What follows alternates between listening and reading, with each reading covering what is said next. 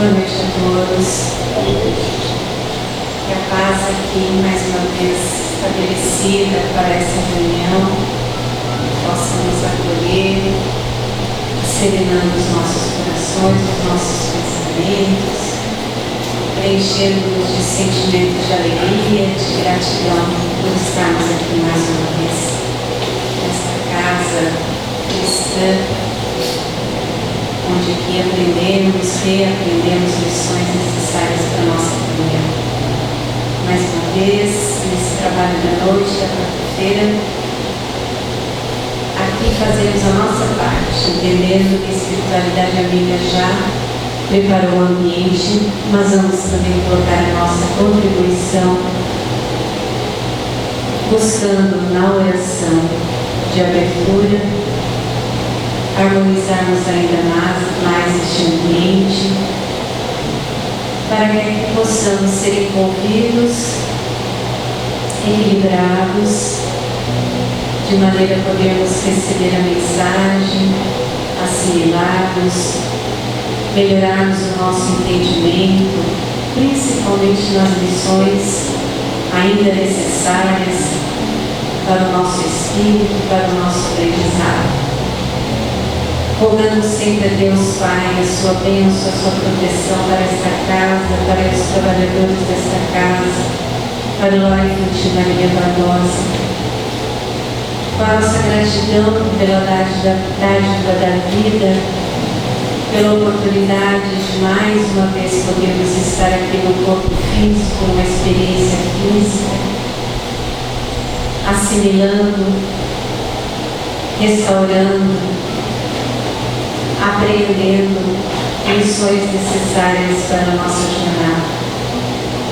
Rogamos em especial aos nossos irmãos que passam por momentos aflitivos, momentos de incerteza, de desesperança, de dor, que a nossa oração possa envolvê-los, fortalecê-los, que eles sintam o amor do Cristo, a amparar os seus passos, a deixá-los esperançosos, a acreditarem na existência do Espírito, da vida imortal, de que aqui estamos apenas de passagem. Que a nossa prece possa envolver igualmente o nosso amigo ordinal, responsável pela mensagem da noite, um trabalhador dessa casa há muito tempo, que ele possa, nesse envolvimento, acerenar os seus pensamentos e que aqui ele possa trazer aquilo que preparou com carinho, com cuidado, com esmero, que nós, igualmente, nessa vibração, o acolhamos e ele possa sentir essa nossa sintonia amorosa e oferecer fruto do seu trabalho. Que a paz esteja no coração de cada um de nós, hoje e sempre. Graças a Deus. Boa noite a todos.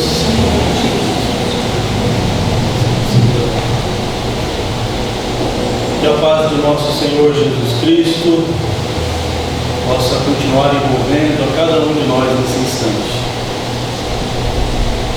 Eu não conheço todos que estão aqui hoje, mas eu tenho dito, antes de começar esse texto, que se houver alguém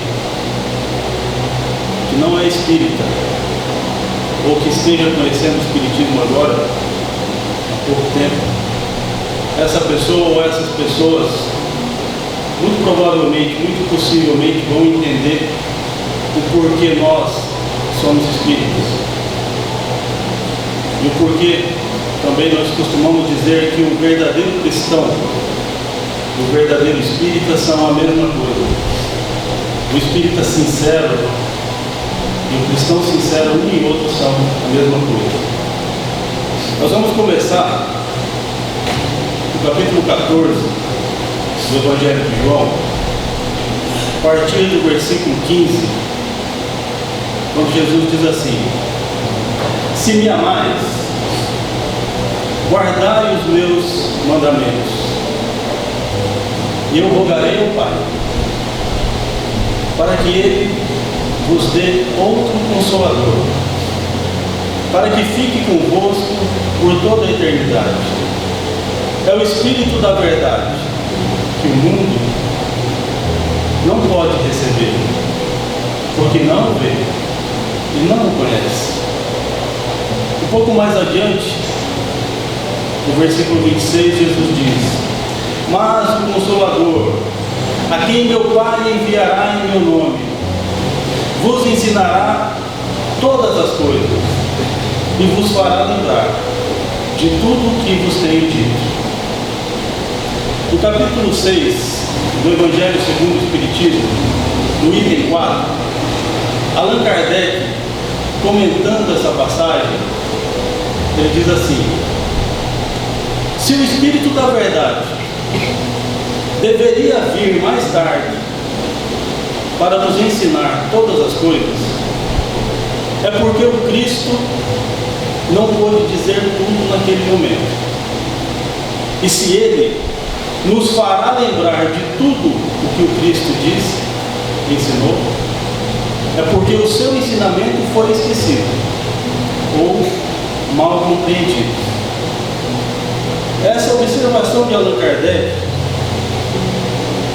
ela nos leva a uma compreensão, a uma reflexão muito mais profunda do que parece no primeiro instante. Porque Jesus nos faz uma promessa dizendo que vai pedir ao Pai para nos enviar outro Consolador. E esse Consolador viria com uma missão. E essa missão teria dois objetivos. O primeiro objetivo, nos lembrar tudo o que Ele, Jesus, nos ensinou, ou seja, nos lembrar o seu Evangelho. E a segunda missão, nos ensinar todas as coisas. O que quer dizer isso? Quer dizer que Ele viria para nos ensinar coisas novas, coisas que o Cristo não pôde nos dizer quando Ele esteve entre nós.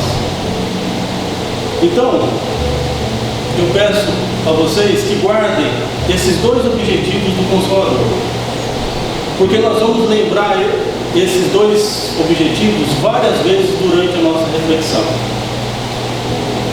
Quando nós falamos de doutrina espírita, quando nós falamos de espiritismo, nós devíamos nos perguntar: mas afinal de contas, o que é doutrina espírita? O que é espiritismo? Porque nós, espíritas, acreditamos que todo o ensinamento que está contido na doutrina espírita veio de Jesus. E são muitos ensinamentos. Allan Kardec só organizou esses ensinamentos, mas eles vieram de Jesus. E Allan Kardec, organizando esses ensinamentos, ele escreveu muitas coisas. E dentre essas muitas coisas, ele tornou oficial apenas 5 livros. Os livros que nós chamamos de obras básicas do Espiritismo, que são o Livro dos Espíritos, o Livro dos Médiuns, o Evangelho segundo o Espiritismo, o Céu e o Inferno e a Gênese. Se nós colocarmos todos esses livros aqui tem um, se nós colocássemos todos eles aqui um em cima do outro, nós teríamos quase 2.000 páginas. É do tamanho de uma Bíblia. São muitos ensinamentos. É muita informação. São mais de 1.000 perguntas e respostas. Na verdade, só o Livro dos Espíritos já traz mais de 1.000 perguntas e respostas. Mas os outros livros também têm perguntas e respostas. Então são muitos ensinamentos. E nós deveríamos nos perguntar: mas por que será que Jesus mandou tantos ensinamentos a mais? Já tinha o Velho Testamento, já tinha os Evangelhos, o Novo Testamento. Por que será que Jesus nos mandou tantos ensinamentos a mais? Qual é o objetivo de tudo isso? Afinal de contas, o que é a doutrina espírita? O que é o Espiritismo? A nossa proposta hoje é justamente fazer uma reflexão sobre essa pergunta: o que é o Espiritismo? Porque nós podemos perceber que muitas pessoas, inclusive alguns espíritas, não compreendem claramente o que realmente significa o espiritismo. Muitas pessoas não compreendem com clareza o que é o espiritismo. Nós podemos dizer que espiritismo é ciência, filosofia e religião?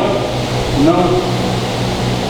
O espiritismo aborda, o espiritismo entra nos campos da ciência, da filosofia e da religião. Por isso nós podemos dizer que ele tem um tríplice aspecto. Mas esse tríplice aspecto não responde, não explica o que é o espiritismo. São coisas diferentes. Nós podemos dizer que o espiritismo é o consolador que Jesus prometeu lá no Evangelho de João, nessa passagem que nós acabamos de citar? Sim, isso nós podemos dizer. O espiritismo é o consolador que Jesus havia prometido à humanidade, lá no Evangelho de João. Mas nós não podemos nos esquecer de um detalhe. Só nós espíritas acreditamos nisso. Só nós espíritas acreditamos que o espiritismo é o consolador prometido por Jesus. Mas ninguém acredita nisso. Nenhum outro cristão acredita nisso. Os cristãos católicos não acreditam, os cristãos evangélicos protestantes não acreditam, os cristãos ortodoxos não acreditam. Só nós, espíritas, acreditamos que o espiritismo é o consolador prometido.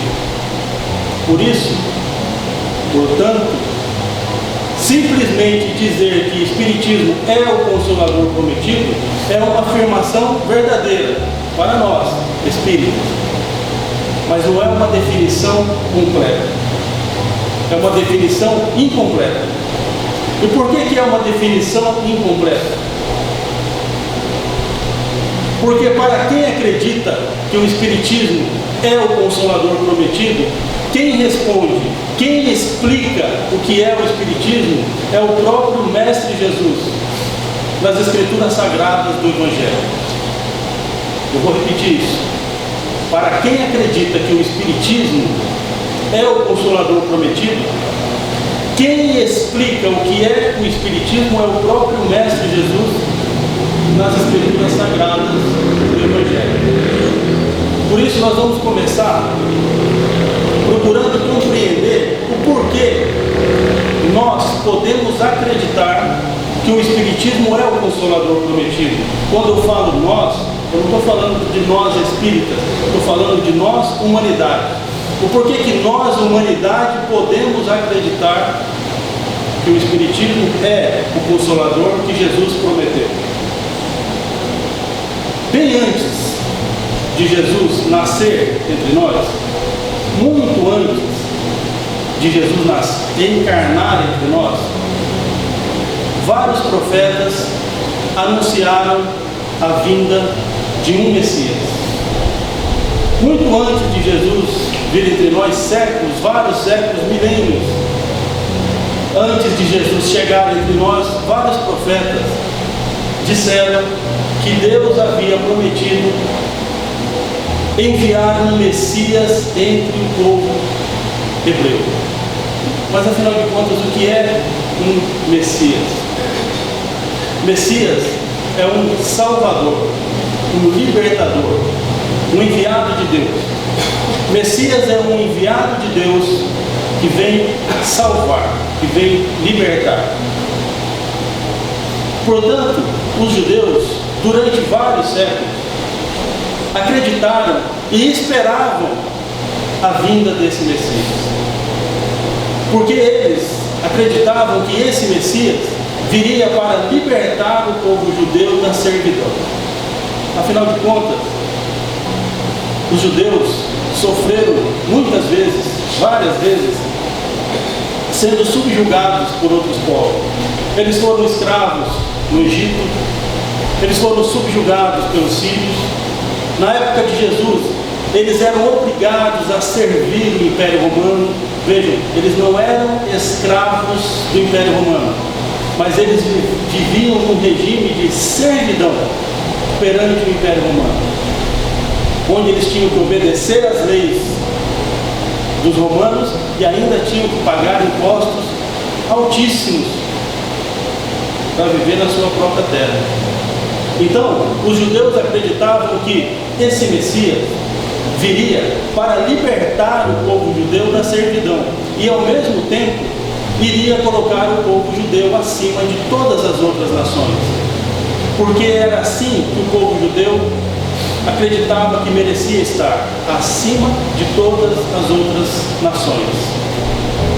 Portanto, o povo judeu tinha idealizado que esse Messias viria na figura de um grande líder guerreiro, com uma espada na mão.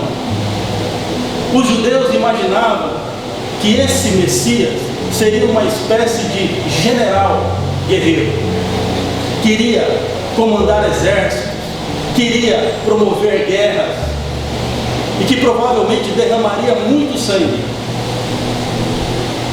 para libertar o povo judeu, para derrotar os inimigos e para colocar o povo judeu acima de todas as outras nações, porque era onde eles acreditavam que mereciam estar. Mas aí apareceu um tal Jesus de Nazaré. E olhem que eu não estou me referindo a Jesus de forma desrespeitosa. Eu estou falando assim porque era assim que o povo judeu olhava para Jesus, sem respeito nenhum. De repente, apareceu um tal Jesus de Nazaré, dizendo que era o Messias, dizendo que era aquele Messias que o povo judeu esperava séculos. Mas esse tal Jesus de Nazaré era só uma pessoa comum, um homem comum, um carpinteiro pobre, filho de outro carpinteiro pobre. Ele não tinha riquezas, ele não tinha posses, ele não tinha títulos, ele não tinha amigos ricos e poderosos, ele não tinha nada. E esse tal Jesus de Nazaré nem guerreiro era. E ele ainda andava ensinando umas coisas estranhas para o povo. Ele ficava dizendo para o povo, por exemplo, que nós precisamos aprender a amar os inimigos. Mas como amar os inimigos? Como amar os inimigos se tudo que o povo judeu quer é destruir os inimigos? Não. Esse aí não pode ser o Messias que nós esperamos há tantos séculos. Não pode ser. Além do mais, esse tal Jesus de Nazaré, ele se deixou prender sem resistir. Ele foi ofendido, humilhado, sofreu todo tipo de acusação e não se defendeu. Ora, mas que Messias é esse que não luta? Que Messias é esse que não briga? Ora, não pode ser. Além de tudo, ele acabou sendo morto como um indigente qualquer, crucificado no meio de dois bandidos quaisquer. Não, esse aí não pode ser o Messias que o povo judeu esperou por tantos séculos. Não pode ser. Então vejam que era mais ou menos essa a visão que o povo judeu tinha do Messias. Isso está muito claro na história, está muito claro também na literatura espírita. Essa visão, esse contraste. Veja, eles esperavam o Messias de um jeito, o Messias veio de outro. Então, o povo judeu esperava um revolucionário guerreiro. Jesus foi o maior de todos os revolucionários, mas ele era um pacifista. O povo judeu não acreditou, não conseguiu enxergar o Messias naquela figura do Jesus de Nazaré. E a verdade, a grande verdade, é que até hoje o povo judeu continua esperando a vinda do Messias. Até hoje o povo judeu não acredita que Jesus de Nazaré é o Messias, que deveria vir e já veio. O povo judeu não entendeu que Jesus não veio para libertar apenas o povo judeu. Jesus veio para libertar toda a humanidade. Jesus veio para nos libertar de nós mesmos, das nossas imperfeições, da nossa ignorância. Jesus veio para nos libertar do mal que há em nós. Porque é esse mal que nos faz cometer erros, e são esses erros que nos fazem sofrer. Jesus veio para nos libertar de nós mesmos, do mal que há em nós. Mas o povo não entendeu. Jesus não veio nos ensinar a dominar outras nações, dominar outros povos. Ele só queria nos ensinar a dominar a nós mesmos. Mas o povo judeu não entendeu. Mesmo assim, quando Jesus estava entre nós, Ele nos fez uma promessa. Ele disse que pediria ao Pai, e que um dia o Pai enviaria outro Consolador, para que ficasse conosco eternamente. E esse Consolador viria com uma missão. Essa missão teria dois objetivos. O primeiro objetivo, nos lembrar de tudo que Ele, Jesus, nos ensinou, ou seja, nos lembrar do seu Evangelho. E a segunda missão, viria para nos ensinar todas as coisas. O que quer dizer isso? Quer dizer que Ele viria para nos ensinar coisas novas, coisas que o Cristo não pôde nos dizer quando estava entre nós, porque não estávamos preparados. Isso é comentário de Allan Kardec. Não estávamos preparados, por isso Ele não nos disse todas as coisas. Depois que Jesus fez essa promessa, se passaram mais de 1800 anos. E então, no século XIX, o Cristo resolve que era hora de cumprir a sua promessa. E então Ele envia para a terra o Consolador. A pergunta é: a humanidade acreditou no Consolador? Não. A humanidade aceitou que o Consolador estava entre nós? Não. Da mesma forma que não acreditaram que Jesus de Nazaré é o Messias, da mesma forma, do mesmo jeito, também não acredita, a humanidade também não conseguiu acreditar que o Consolador estava entre nós. Agora, por que a humanidade não conseguiu acreditar que o Consolador estava entre nós? Existem vários motivos. Nós vamos comentar aqui alguns desses motivos. Primeiro motivo: Jesus nos fala de enviar o Consolador, ou um Consolador. E Ele fala que o Consolador é o Espírito da verdade. Mas no mesmo texto, no mesmo capítulo 14 de João, Ele fala que o Consolador é o Espírito Santo. Eu não citei essa parte, mas Ele fala: mas o Consolador, mais o Consolador, que é o Espírito Santo, a quem meu Pai enviará em meu nome. Então, uma hora Jesus fala que o Consolador é o Espírito da verdade, e outra, no mesmo instante, Ele fala que o Consolador é o Espírito Santo. Independente, o que nós podemos entender no texto? Que Ele vai enviar um Consolador, um Espírito Santo, um Espírito da verdade. Não é isso? O texto está no singular. Agora, o que aconteceu? Quando Jesus enviou o Consolador, e esse foi um dos motivos, como eu falei, pelo qual a humanidade não acreditou no Consolador, é que quando Jesus enviou o Consolador, não era um Espírito, eram muitos Espíritos, eram muitas entidades, eram muitas pessoas, era uma equipe, era uma player, muitas pessoas. Nós é que pensamos, nós é que entendemos que seria um Consolador, o Consolador, mas não era, era uma equipe. Nós não podemos nos esquecer que Jesus sempre gostou de falar em parábolas. Jesus sempre gostou de usar metáforas, simbologia, símbolos. E nesse caso, o Consolador era um símbolo. representavam uma equipe, muitas pessoas, muitos espíritos. E por que Jesus não mandou um? Mandou uma equipe. Isso também tem uma explicação. Por que Jesus mandou muitos? Quando Jesus veio entre nós, ele veio no corpo físico, ele veio na matéria, né? Então, dessa forma, estando num corpo material, ele não poderia nascer ao mesmo tempo em vários lugares diferentes. Ele não poderia nascer ao mesmo tempo em vários países diferentes, em vários povos diferentes. Ele tinha que escolher um lugar para nascer, um povo onde ele iria plantar a semente do Evangelho. E ele escolheu o povo hebreu. Por que ele escolheu o povo hebreu? É Emmanuel que vai nos explicar.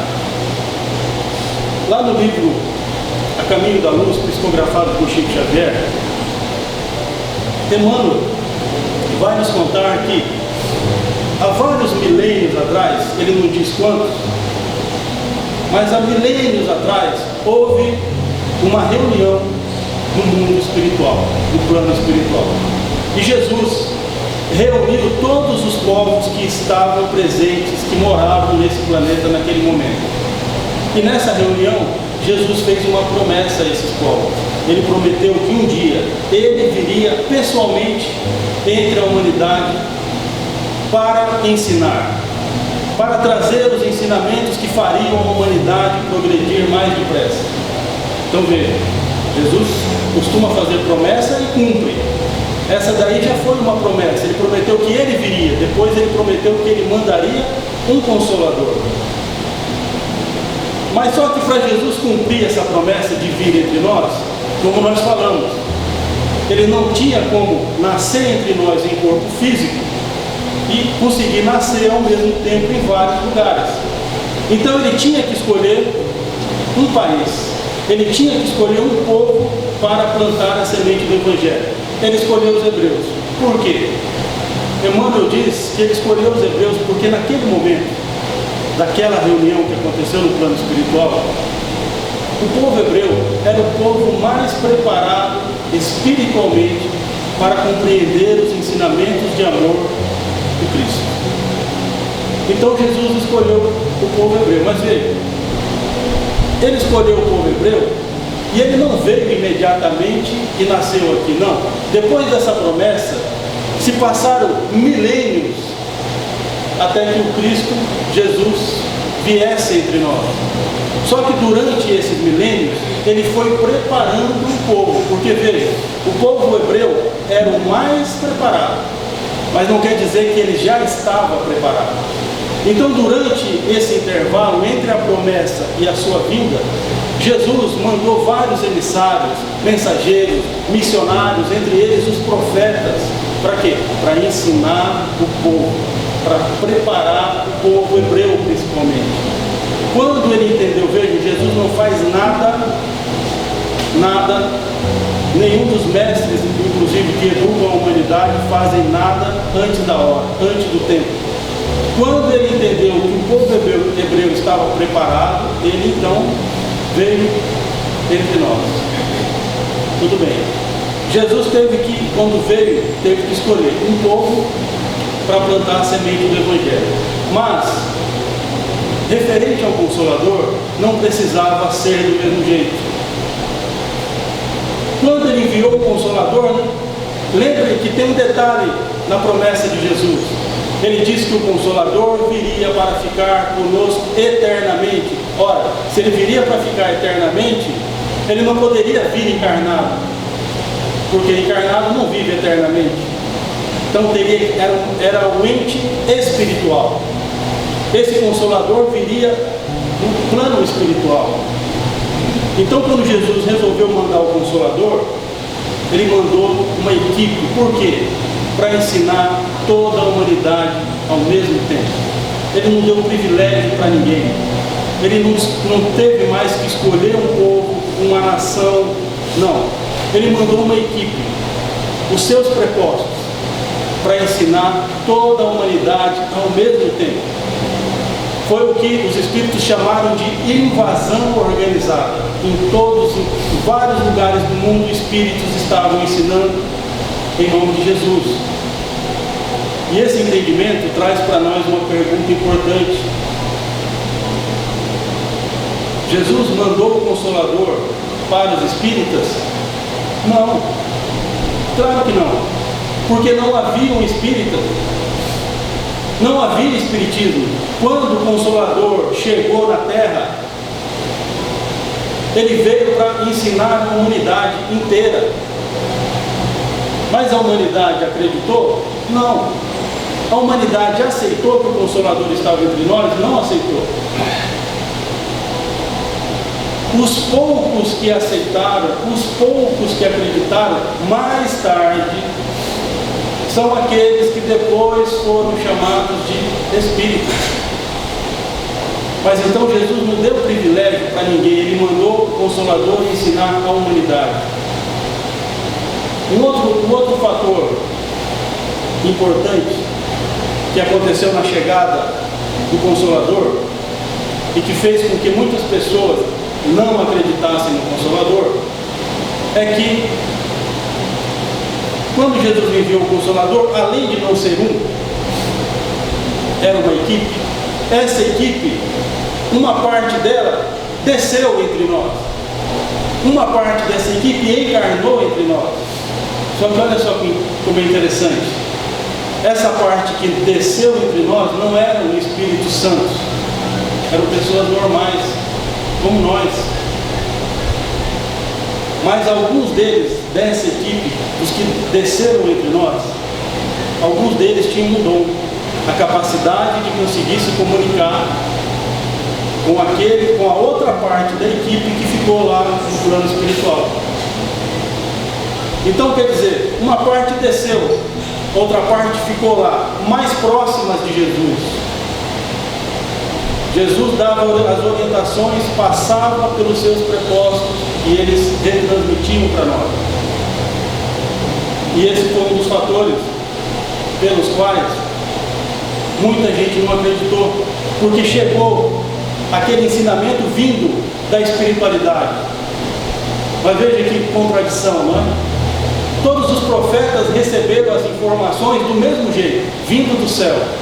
Quando o Consolador veio e falou ao mesmo tempo em vários lugares para várias pessoas, a humanidade não quis acreditar. Não, isso não é coisa de Deus. E justamente um dos ensinamentos novos que o Consolador trouxe para a humanidade foi justamente o entendimento de como nós podemos conversar com quem está do outro lado, no mundo espiritual. Então, nesse momento da humanidade, muitos ensinamentos estavam chegando ao mesmo tempo. Em vários lugares do mundo, pessoas estavam recebendo informações, ensinamentos, e entre esses ensinamentos havia muitos ensinamentos novos. Era preciso alguém que juntasse tudo isso. Era preciso alguém que organizasse tudo isso. Era preciso filtrar, separar. Por que era preciso filtrar e separar? Porque os prepostos, os espíritos que estavam trabalhando pelo bem em nome de Jesus, a equipe do Consolador, eles estavam enviando ensinamentos verdadeiros, ensinamentos valiosos para a humanidade.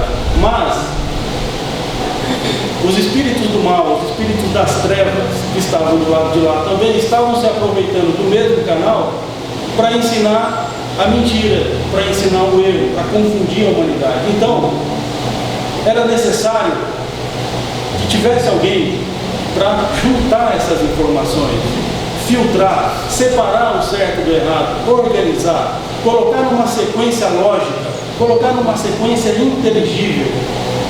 Era preciso organizar na forma de um código. Por isso nós falamos o codificador. E Jesus sabia disso. Jesus sabia que ele precisava ter alguém do lado de cá para servir de intérprete do Consolador, já que ele próprio, Jesus, não estaria dessa vez do lado de cá. É claro que ele sabia. E a pergunta é, vocês acham que ele mandaria qualquer um para desempenhar um trabalho tão importante como esse? Vocês acham que Jesus, sabendo da importância desse trabalho, enviaria qualquer espírito para vir aqui desenvolver essa missão? É claro que não. É claro que Jesus escolheu entre os seus prepostos um espírito superior. Superior em inteligência e sabedoria, mas não só inteligente e sábio, um espírito superior que tivesse merecimento para desempenhar uma missão tão importante perante a humanidade. E foi por isso que no dia 3 de outubro de 1804 nasceu em Lyon, na França, o Hippolyte Léon Denisard Rivail, que mais tarde adotou o pseudônimo de Allan Kardec. E Allan Kardec, um espírito superior encarnado entre nós, quando ele juntou todas aquelas informações, muitas informações reunidas formam uma doutrina. Como haviam ensinamentos novos, era uma doutrina nova. Ele não poderia chamar aquilo, usar um nome já existente, como por exemplo o espiritualismo. O espiritualismo já era um nome usado com outro sentido. Teria que ter um nome novo. Como eram os espíritos que estavam ensinando, ele resolveu chamar de doutrina dos espíritos, ou doutrina espírita, que ficou vulgarmente conhecida como espiritismo. Por isso que nós falamos, os poucos que acreditaram no Consolador são os que hoje são chamados de espíritos. O que nós fizemos até agora? Nós fizemos um rápido resumo, uma rápida retrospectiva de Jesus, do trabalho, do esforço de Jesus para educar a humanidade. Só que o que vem agora é a parte mais importante da nossa reflexão. Se vocês prestarem atenção em tudo que nós falamos, em toda essa retrospectiva, vai ser fácil entender. Voltando à pergunta, mas afinal de contas, o que é a doutrina espírita? O que é o Espiritismo? O Espiritismo é o Consolador que Jesus prometeu enviar para a humanidade? É. Sim, o Espiritismo é o Consolador, mas é muito mais do que isso. Porque para compreender o que realmente é o Consolador, nós temos que lembrar qual é a missão do Consolador. O Consolador veio com uma missão que tinha dois objetivos. Primeiro objetivo, lembrar tudo que Jesus ensinou, ou seja, lembrar do seu Evangelho. Segunda missão, viria para nos ensinar todas as coisas. O que quer dizer isso? Quer dizer que ele viria nos ensinar coisas novas, coisas que Jesus não pôde nos dizer quando ele esteve entre nós, porque não estávamos preparados. Então vamos fazer a pergunta de novo. O que é o Espiritismo?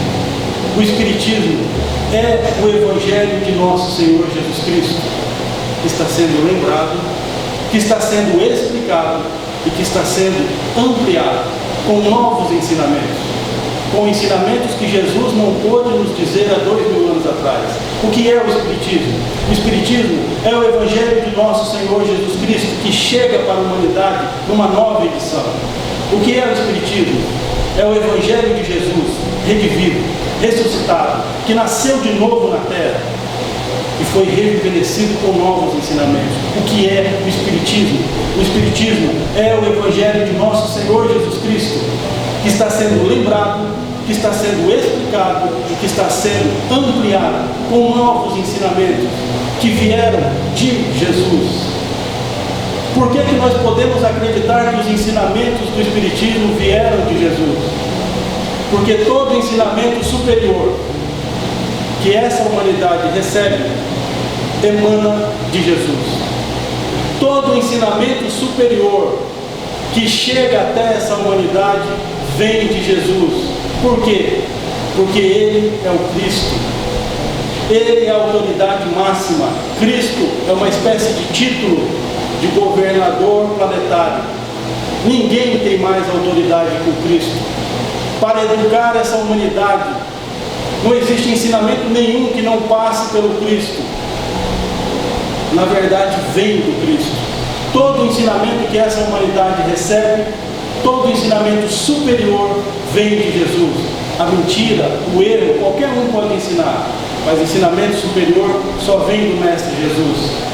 E os ensinamentos da doutrina espírita são ensinamentos superiores. Dá para ver isso pela profundidade espiritual dos ensinamentos. São ensinamentos superiores, numa modalidade que muitas pessoas têm dificuldade de compreender. Mas são ensinamentos de grande profundidade espiritual que mexem na essência do ser humano, que mexem no íntimo do ser humano, que mudam a nossa percepção de vida, que mudam a nossa percepção de como nós entendemos as pessoas, o mundo e a vida imortal. Lembre o que disse Jesus: ninguém vai ao Pai se não for por mim. Eu sou o caminho, a verdade e a vida. Então todo ensinamento superior que essa humanidade recebe vem do Mestre Jesus. E os ensinamentos espíritas, com toda essa profundidade espiritual, são os ensinamentos superiores. Aqueles que não são espíritas poderiam se perguntar: mas por que Jesus daria esse privilégio aos espíritas? Ora, se Jesus queria lembrar o seu Evangelho, se Jesus queria ensinar coisas novas para a humanidade, por que ele colocaria esses ensinamentos nas mãos dos espíritos? Eu vou explicar isso de novo. Eu já expliquei, mas eu vou explicar isso para ficar de forma clara para todo mundo. Jesus não deu privilégio para ninguém. Jesus não deu privilégio para ninguém. Quando Jesus enviou o Consolador para a terra, ele mandou o Consolador ensinar toda a humanidade ao mesmo tempo. Ele não mandou ensinar os espíritas porque não existiam espíritas, porque não existia espiritismo. Ele mandou o Consolador ensinar a humanidade inteira ao mesmo tempo. Mas a humanidade acreditou? Não. A humanidade aceitou que o Consolador estava entre nós? Não. Da mesma forma que os poucos judeus que acreditaram que Jesus era o Cristo, depois de um tempo, esses poucos judeus passaram a ser chamados de cristãos. Ou seja, cristão é aquele que acredita que Jesus é o Cristo. Da mesma forma que os poucos judeus foram chamados de cristãos depois de alguns anos, isso foi Lucas que deu a sugestão de chamar de cristãos, está lá no livro Paulo e Estevão. Da mesma forma, os poucos que acreditaram que o Consolador estava entre nós, mais tarde, depois de um tempo, passaram a ser chamados de espíritas. Um dos motivos pelo qual muitos não acreditaram no Consolador é porque o Consolador trouxe ensinamentos novos. Que tipo de ensinamento? Por exemplo, a explicação da vida no mundo espiritual. É um ensinamento novo, novíssimo, porque é explicado de forma clara. Eu vou fazer uma observação aqui, eu peço que vocês prestem atenção no que nós vamos falar. A doutrina espírita é a única filosofia no mundo que explica sobre a vida no mundo espiritual de forma clara. A doutrina espírita é a única filosofia no mundo que explica o que acontece com a gente depois que nós morremos lá no mundo espiritual. Existem várias outras crenças, religiões, doutrinas, filosofias que acreditam na reencarnação, mas isso é outra coisa. Hoje, mais da metade das pessoas que vivem nesse mundo acreditam em reencarnação. Não somos só nós espíritas, os budistas acreditam, os hindus acreditam e várias outras crenças, culturas acreditam na reencarnação, mas isso não é a mesma coisa. Explicar o que acontece na vida do mundo espiritual, só a doutrina espírita explica de forma clara. Existem outras culturas, outros países, outras civilizações que tinham esse conhecimento da vida no mundo espiritual? Sim, porque esse conhecimento sempre esteve presente no mundo. Quem explica isso é Emmanuel também. Por exemplo, os egípcios antigos tinham esse conhecimento. Eles tinham conhecimento da vida no mundo espiritual, mas eles não ensinavam para todo mundo. Eles não ensinavam para o povo. Eles só ensinavam para os seus sacerdotes, para aqueles que eram iniciados nos mistérios ocultos da vida. E sempre existiu várias outras crenças, doutrinas, filosofias que tiveram, que têm esse conhecimento, mas que não ensinam abertamente, que não ensinam para o povo. Por isso nós podemos falar sem medo de errar. A doutrina espírita é a única filosofia no mundo que explica a vida no mundo espiritual de forma clara. E por que é assim? Por que a doutrina espírita?